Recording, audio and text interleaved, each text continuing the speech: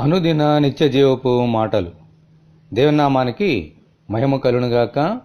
దేవుని వాక్యాన్ని చదువుకుందాము. మరియు ప్రభునందు నీకు అప్పగింపబడిన పరిచర్యను నెరవేర్చుటకు దాని గూర్చి జాగ్రత్త పడమని అర్కిప్పుతో చెప్పుడి. కొలసలకు రాసిన పత్రిక 4వ అధ్యాయము 17వ వచనం. సర్వసృష్టికి సువార్తను ప్రకటించమని ప్రభువు మనకు బోధించారు. అలాగే భూదిగంతముల వరకు మనము ఆయనకు సాక్షులుగా ఉండవలనని ఆజ్ఞాపించారు. ఆయన మరణ పునరుద్ధానములను గురించి ఈ లోకమునకు ప్రచురింపవలసిన బాధ్యత మన మీద ఉన్నది. ఇది కేవలము దేవుని సేవకులకు మాత్రమే పరిమితము కాదు గాని ఆయన యందు విశ్వాసముంచు వారందరికీ చెందుతుంది.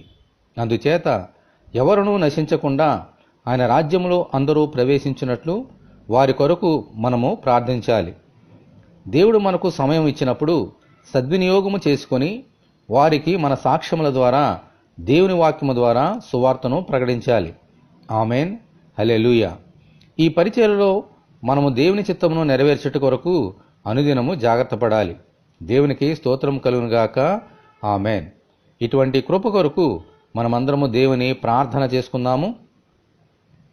మరణమును జయించి తిరిగి లేచిన ప్రభువా, మీకు వందనములు.